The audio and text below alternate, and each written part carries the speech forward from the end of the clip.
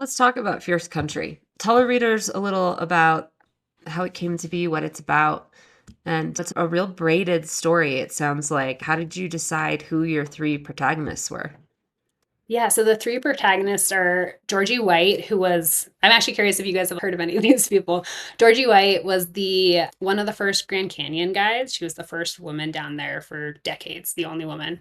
And she really shaped how we get outside, how we manage public land, like who gets to get out. And she was also this like total character. Like I had been a river guide for a long time. I had like heard stories about her that she only wore a leopard print. She only hired hot firefighters to be her guides. She lived on beer and hard-boiled eggs. She was like this total eccentric character. And when I dug in, there was also so much more about how she really had to like fight for her place there and got harassed and nobody took her seriously for decades and decades and decades, even though she was the one kind of shaping the line of what was happening. So her story is really about why we want to get outside and who gets to feel comfortable in these outdoor places, which I've worked in that outdoor world for basically my whole career. And I guess to kind of back up to your original question, there's some core material in it about what that space is like. So Powder Days came out, and I think this is probably true of fiction as well, but the publishing company then has first rights of refusal for your next book idea. And I had pitched basically a book of essays, and my editor was like, sorry, like not gonna go. And when we were talking, he was like, I really loved the stories of the women in Powder Days. Some of those were really compelling to me. Do you think there's anything there? And I was immediately like, I don't want to write a girl book. I don't know. Don't like niche me in there. And then I was like, oh, that's interesting. Why do I feel so resistant to that? What's happening in my brain right now that pushes back on that? And so I started going down that thread about like, and I've often been like the only woman in a lot of these spaces, what that's felt like, how that shaped my experience, and like where that story came from. And I kind of like pulled that thread back to be like, I didn't have, for lack of a better word, heroes. I didn't have people to look up to.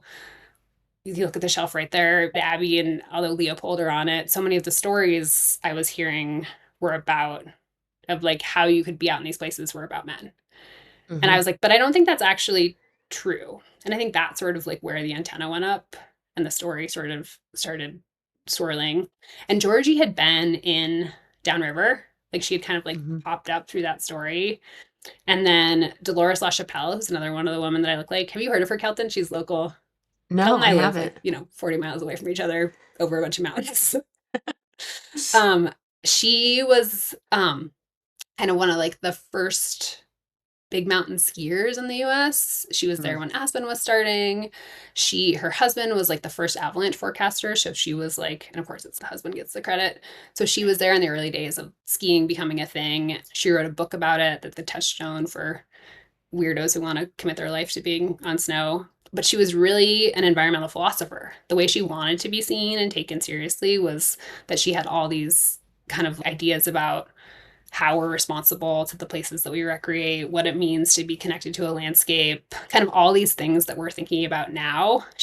Her thinking was like really pivotal in the radical environmental movement in the 70s, but all of her ideas were what led people to, you know, trying to take down dams and spiking logging operations and tree sitting and that kind of thing. But she wasn't taken seriously. And she came up in Powder Days too. She was like in the ether of that. So there were these women who had kind of, without me realizing it, kind of like been in the thinking.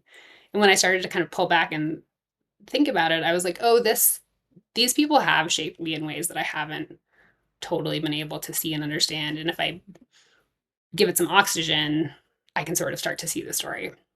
And the third woman is Anne La Bastille, who was um, a mountain guide. She was a hermit in the Adirondacks. She lived off the grid in this cabin. That's like totally my dream in a lot of, not based in my reality ways.